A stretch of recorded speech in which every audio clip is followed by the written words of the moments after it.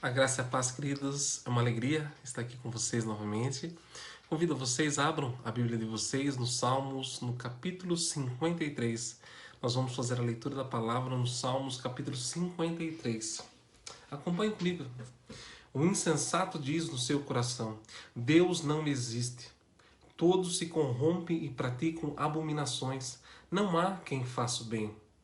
Deus olha do céu para os filhos dos homens, para ver se há alguém que tenha entendimento, que busque a Deus. Todos se desviaram e juntos se corrompem. Não há ninguém que faça o bem. Não há um sequer. Por acaso nenhum dos malfeitores compreende? Eles devoram o meu povo como quem come pão e não invocam a Deus. Serão tomados de grande pavor, porque Deus dispersa os ossos dos que acampam contra ti. Tu os envergonhas, pois Deus os rejeitou. Ah, se de Sião viesse a salvação de Israel! Quando Deus trouxe de volta os cativos do seu povo, então Jacó se regozijará e Israel se alegrará. Convido você, feche seus olhos, vamos fazer uma oração? Senhor nosso Deus, nosso Pai, agradecemos a Deus por esse momento, nós te agradecemos pelo teu amor. Obrigado, Senhor, por ter nos alcançado com misericórdia e graça. Obrigado, Deus, por ter enviado teu Filho Jesus para morrer naquela cruz em nosso lugar. Naquele lugar, ó Deus, naquela cruz, o seu Filho pagou um alto preço. E assim a dívida que era contrária a nós foi rasgada. Assim a graça nos alcançou, fomos libertos, somos salvos. Obrigado pelo teu amor. Perdoa as nossas falhas, nossos erros. Ó Deus, tenha misericórdia de nós.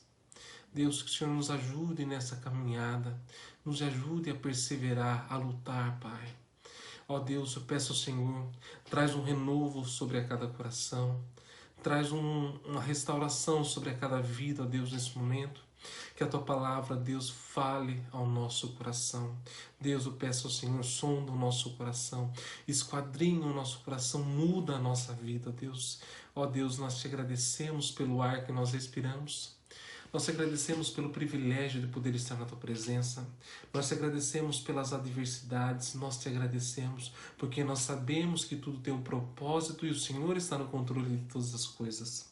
Deus, eu te agradeço por esse momento. No nome do Senhor Jesus Cristo. Amém, amém. Vamos louvar o Senhor com uma canção que diz assim: seja engrandecido.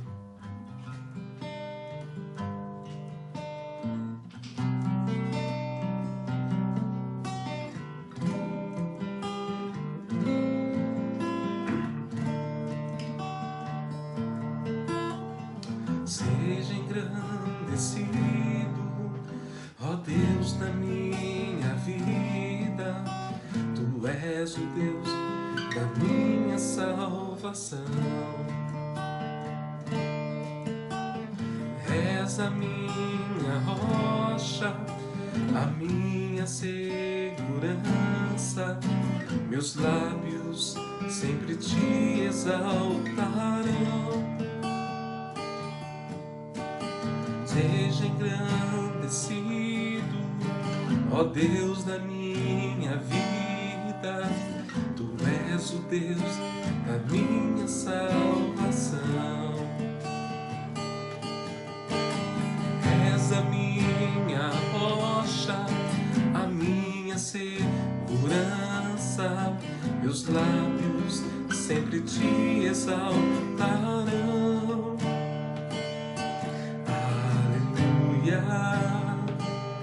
Te louvo, pois sei que sobre todos és Senhor.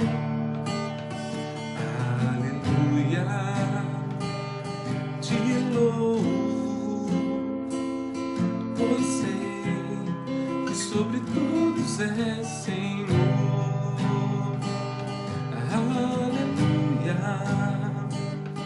Aleluia,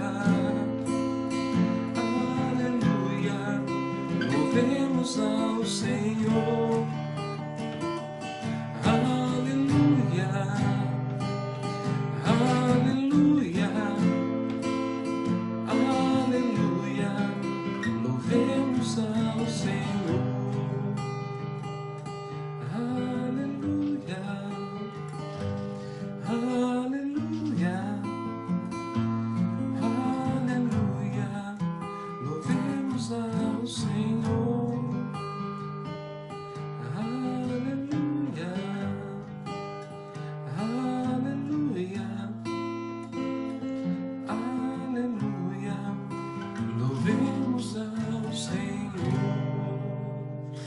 Aleluia. Louvemos ao Senhor. Glória a Deus. Vamos fazer mais uma oração. Senhor nosso Deus, nosso Pai, nós apresentamos nesse momento a Deus, nossa nação, o Brasil. Colocamos diante do Senhor esse país, Pai, clamando a Deus por misericórdia, Pai, e por perdão. Perdoa os pecados dessa nação. Tenha misericórdia, Deus, do seu povo. Tenha misericórdia, Deus, dos políticos, ó Deus. Vivemos em uma crise política, Pai.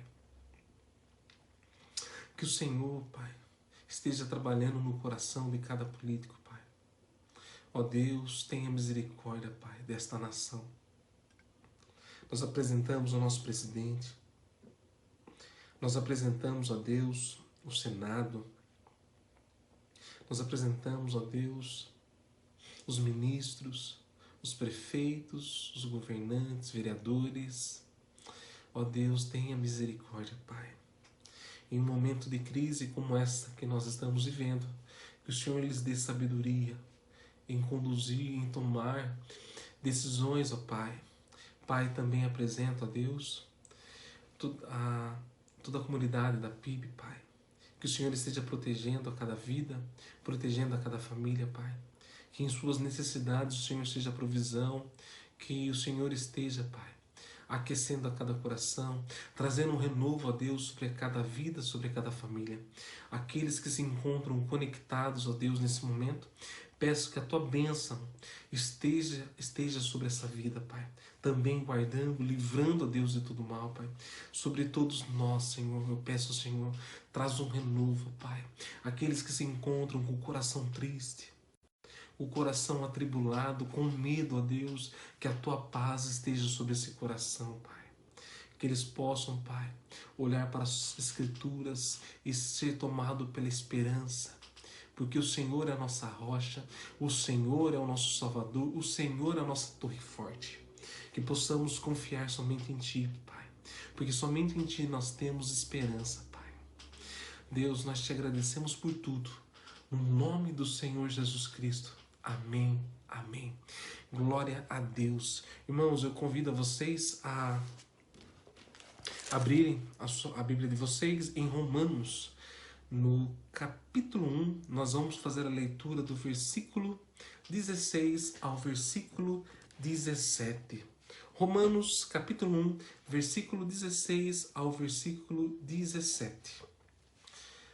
A palavra diz assim: porque não me envergonho do Evangelho, pois é o poder de Deus para a salvação de todo aquele que crê, primeiro do judeu e também do grego. Pois a justiça de Deus se revela no Evangelho de fé em fé, como está escrito: o justo viverá pela fé. Glória a Deus. Irmãos, esses dois versículos são maravilhosos. Por quê? Porque esses dois são uma declaração a respeito do que é a mensagem central do cristianismo. Foram através desses dois versículos, cuja leitura levou Martinho Lutero a entender o caminho da salvação e da justificação que vem pela fé em Jesus Cristo, dando assim origem à Reforma Protestante. Irmãos, este texto tem influenciado ao longo da história a igreja, e deles se originaram 3 dos 5 solas, que são sola fide, sola gratia e solus Christus. São os 3 somente a fé, somente a graça, somente Cristo. Eles fazem parte dos 5 somentes da Reforma, ou seja, as 5 solas da Reforma. Quando vocês vão até a igreja, a PIB, logo na entrada, vocês se deparam com um banner. Ali estão os 5 solas, os 5 somentes da Reforma. Irmãos, nós vemos aqui o apóstolo Paulo escrevendo à igreja de Roma. E ele começa nesse versículo dizendo assim: porque não me envergonho do Evangelho. Irmãos, Paulo afirmou não ter vergonha do Evangelho Isso significa que ele não se intimidava por crer em Jesus Cristo como Filho de Deus, o Messias de Israel. Paulo era judeu e havia sido um perseguidor do cristianismo. Ele perseguiu os cristãos, ele torturou, ele maltratou. Para Paulo, Jesus era um falso profeta e seus seguidores eram uma ameaça à verdadeira religião. Nós temos exemplo como tortura, como mártir, o nosso irmão em Cristo Jesus, Estevão, que foi apedrejado. E naquele ato, ainda sendo Saulo, ele estava ali vendo o apedrejamento de Estevão. Irmãos, o evangelho naquele contexto era motivo de vergonha para a nação de Israel. Pois imagine comigo, o filho de um carpinteiro, pendurado em uma cruz. O Filho de Deus, a cruz, algo maldito. Então aquilo era um escândalo. E Paulo, ele se torna um pregador deste evangelho. Nós vemos na história na vida de Paulo, ele perseguindo a igreja. E durante anos, ele perseguindo a igreja. E quando de repente Cristo vai ao encontro dele e transforma a sua vida, e de perseguidor ele se torna pregador do evangelho, ele se torna perseguido por causa do evangelho. E nesse contexto, quando Paulo ele diz, alguns versículos anteriores, que ele estava pronto para pregar em Roma, os romanos eles valorizavam a força, o poder, o domínio. Ele era uma nação conquistadora e que de fato havia avançado com suas conquistas por meio do seu poder militar. Imagine comigo Paulo chegando a essa cidade dizendo que Deus havia salvado o mundo por meio de um pobre carpinteiro, nascido em uma cidadezinha qualquer e tinha atraído alguns seguidores, né? E imagine a mentalidade daqueles romanos naquele contexto. Por isso que Paulo ele fala assim, eu não me envergonho. Por quê? Porque é o poder de Deus para a salvação de todo aquele que crê. Paulo ele estava dizendo isso em um contexto de pessoas arrogantes. Porque pense comigo, o Império Romano havia conquistado pelo seu poder militar, né? Eles se vangloriavam da sua força militar, do seu domínio, por ter avançado, e de repente Paulo vem pregando. Paulo vem pregando a quem? Provavelmente a pessoas arrogantes. Por isso ele dizia, eu não me envergonho.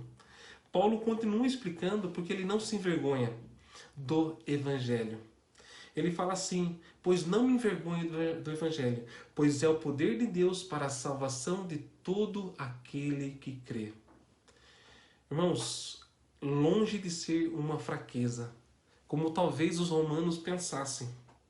O Evangelho era, na verdade, manifestação do poder de Deus. É nele que o poder de Deus é manifestado, ou seja, se manifesta de maneira clara. Paulo, com este versículo, está destacando que toda a humanidade está perdida quando ele fala isso. Por quê? Porque se a humanidade estivesse salva, para que ele estaria falando de salvação? Entende que a humanidade está perdida. E Paulo, ao dizer assim, que ele não se envergonha do Evangelho, pois é o poder de Deus para a salvação de todo aquele que crê. Paulo está dizendo assim que toda a humanidade está perdida.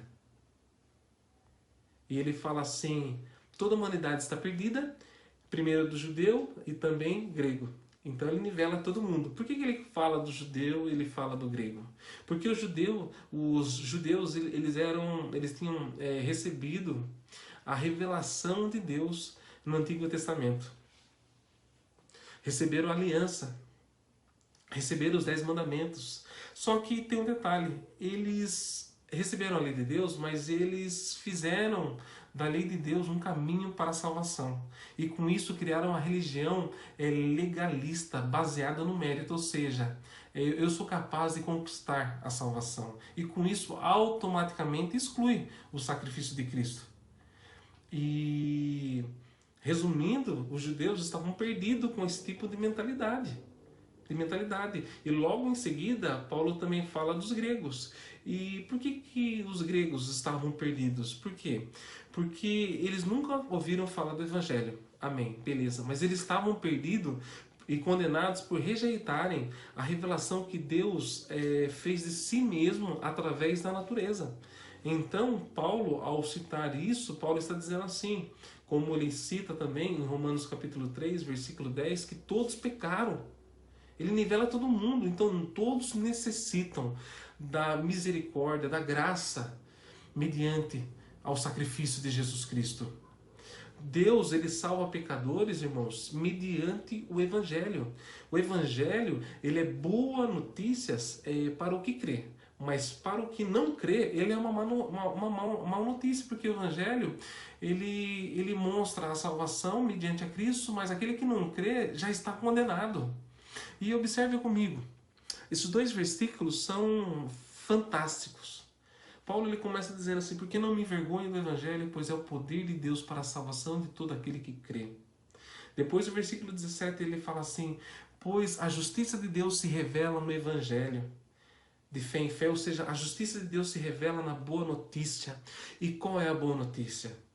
Deus amou o mundo de tal maneira que enviou o seu único filho para se entregar naquela cruz. E todo aquele que nele crê tem a vida eterna. Mas aquele que não crê já está condenado. A boa notícia é que Jesus Cristo se entregou numa cruz em um nosso lugar. Aquela cruz tinha a nossa medida, mas Deus, em amor, em graça e misericórdia, Ele enviou o seu Filho, que de maneira voluntária deixou toda a sua glória, todo o seu esplendor, e se fez homem, e como homem, Ele se entregou naquela cruz, e assim, bebendo todo o cálice da ira do Pai, satisfazendo a justiça do Pai. Nós merecíamos o inferno, mas a graça nos alcançou. Por isso nós temos que dizer, igual ao apóstolo Paulo, nós não nos envergonhamos do Evangelho, porque o Evangelho é o poder de Deus para a salvação de todo aquele que crê. O Evangelho é o poder de Deus, aquele poder que me alcançou mediante o sacrifício de Jesus Cristo na cruz. É o poder que desfez as obras da morte, do pecado, que nos deu a libertação. Por isso nós podemos dizer em alta voz, nenhuma condenação há para nós, porque nós estamos em Cristo Jesus. Irmãos, quando Lutero estava estudando esses dois versículos, ele compreendeu o caminho da salvação. O caminho da salvação não vem pelas obras, mas o caminho da salvação vem mediante a Jesus Cristo. E Jesus fala, eu sou o caminho, a verdade e a vida. Não é mediante as obras, como era pregado naquele tempo, mas é mediante a fé em Cristo Jesus. Não é pelas obras, porque a obra que era para ser feita, Cristo fez na cruz. A salvação é mediante a graça, mediante a fé. A graça que nos tem alcançado. E Paulo estava escrevendo em sua carta, não tenham vergonha do Evangelho. Nós não devemos ter vergonha do Evangelho, porque é o poder, esse poder que nos alcançou. Paulo lhe prossegue dizendo que é o poder de Deus para a salvação de todo aquele que crê. Irmãos, crer não é um mero acreditar, mas é viver. É através das nossas ações que nós vamos dizer que de fato nós cremos, é através dos nossos frutos. Irmãos, a humanidade se encontra perdida. Todos carecem da graça e da misericórdia de Deus. Precisamos levar o Evangelho, que é o poder para a salvação, de um mundo que se encontra caído, de um mundo que se encontra desesperado. E a justiça de Deus, ela se revela no Evangelho, se revela em Jesus Cristo, se revela na boa notícia, que é o sacrifício de Jesus Cristo. Jesus, aquele que se entregou na cruz, aquele sim morreu pelos nossos pecados, mas ressuscitou em vitória e vivo está, aquele que ressuscitou ao terceiro dia, de fé em fé, e o justo viverá pela fé, não em uma fé tola, mas em uma fé racional, porque Cristo vive, uma fé com fundamento, uma fé fundamentada na palavra de Deus. Deus salva os pecadores mediante a palavra, mediante o Evangelho. Glória a Deus, aleluia. Irmãos, é lindo ver a graça do Senhor, graça que nos alcançou. O poder salvador alcança todos os que crê, irmãos. O poder do Evangelho dedica-se a salvar todo aquele que crê. Não toda a humanidade, mas todo aquele que crê. Isso significa que a salvação não acontece por mérito, por raça, gênero, idade, por condição social, por educação, por moralidade, por boas obras, por caridade, ou seja, por bondade, mas sim pela fé. É do começo ao fim pela fé. É mediante a fé que o poder do Evangelho nos alcança. E é por isso que ele pode ser estendido a todo aquele que crê, seja criança, seja velho, seja judeu, seja grego, seja pequeno, seja grande, seja rico ou seja pobre. Paulo diz que o Evangelho é poder. Glória a Deus. Irmãos, crer aqui, quando Paulo fala assim, todo aquele que crer aqui não é somente acreditar naquilo que Paulo e os demais apóstolos disseram acerca de Cristo. Não se trata simplesmente de mera aceitação, eu aceito, não, nada disso. Não. Pois a gente precisa receber essas verdades, se apropriar-se dela, se render-se a Jesus, colocar nossa confiança completamente em Jesus Cristo e na sua obra completa, que foi lá na cruz do Calvário. Foi no Calvário que Ele nos amou, que Ele demonstrou o seu amor. Olhando para o Calvário, para a cruz, nós compreendemos o que é o amor. Nós precisamos reconhecer que nós somos pecadores perdidos. E se Deus nos mandar para o inferno, será justo, porque Deus é justiça. Não há mérito algum em mim, nem em você.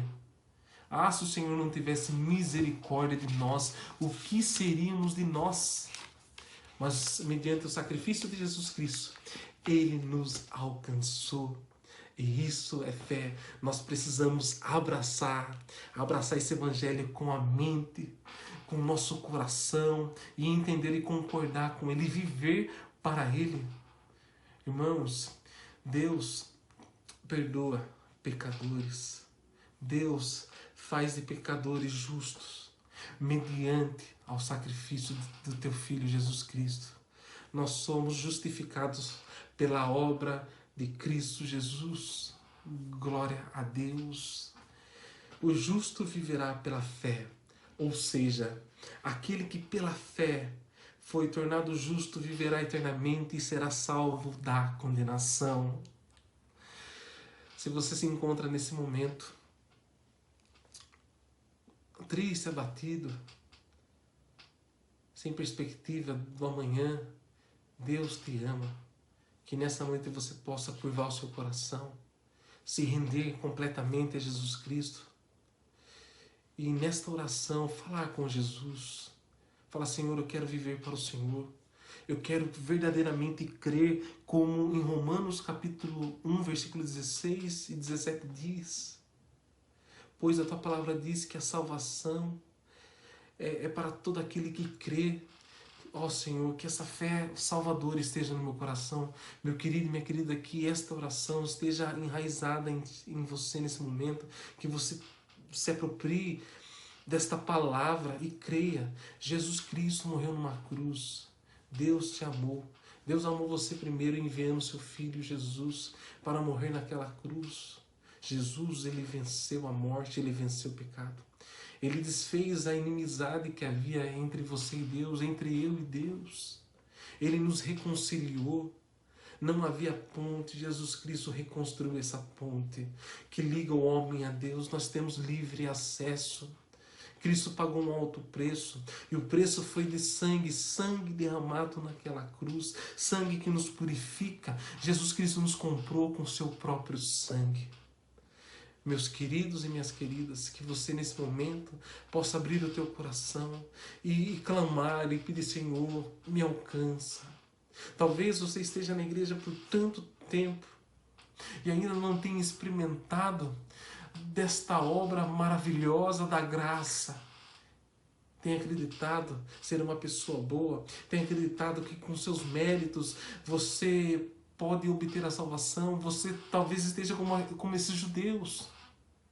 Quando Paulo está dizendo assim, que o Evangelho é poder de Deus para a salvação de todo aquele que nele crê, é primeiro do judeu. E o judeu, no nosso contexto, tem pessoas que se encaixam como judeu, pois acreditam que com suas boas obras vão alcançar a salvação. Não. Se você pensa dessa maneira, você está distante do verdadeiro Evangelho.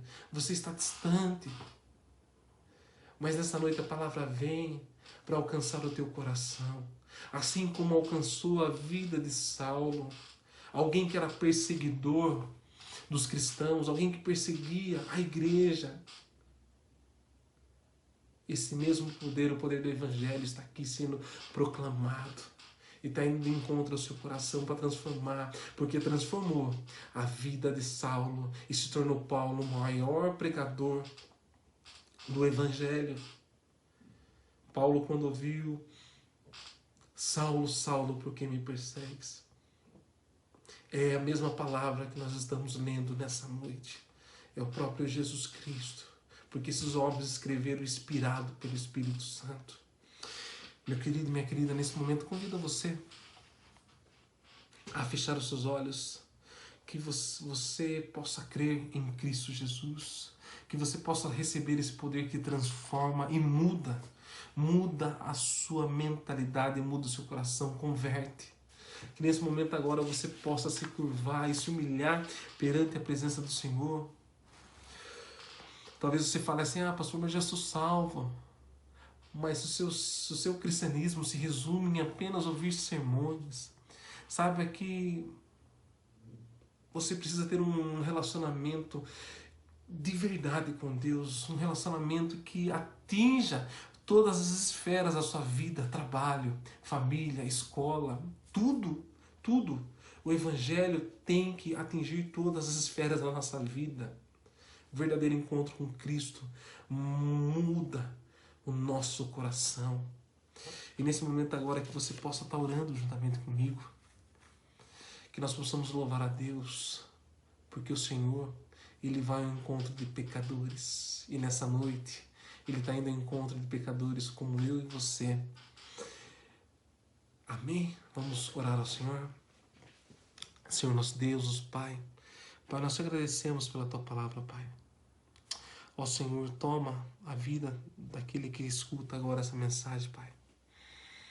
Que ele possa nesse momento, Pai, curvar o seu coração, curvar a sua razão, deixar de lado a sua verdade e se dobrar perante a verdade do Evangelho. Que ele receba como uma boa notícia, que é a salvação para todo aquele que crê em Jesus Cristo. Ó Deus, tenha misericórdia daqueles que não crêem, porque aqueles que não crêem já estão condenados, Pai. Mas é o Senhor que alcança corações, nada é impossível para Ti. Visita cada coração nesse momento, que Teu nome seja glorificado. Desde já te agradeço, Pai, por essa palavra. Deus, continua, Pai, nos fortalecendo. Continua, Deus, colocando em cada coração perseverança. Ó Deus, não permita, Pai, que os meus irmãos, Pai, esfriem na fé, morram na fé, mas que o renovo esteja sobre essas vidas agora. Amém. Meus queridos, Deus abençoe a vida de vocês. Estou morrendo de saudade de vocês. Ó, fica meu beijo, ó, no coração de vocês. E que o amor de Deus e a graça do nosso Senhor e Salvador Jesus Cristo e a consolação do Espírito Santo esteja sobre todos vocês. Amém, amém. Um beijo a todos, até a próxima.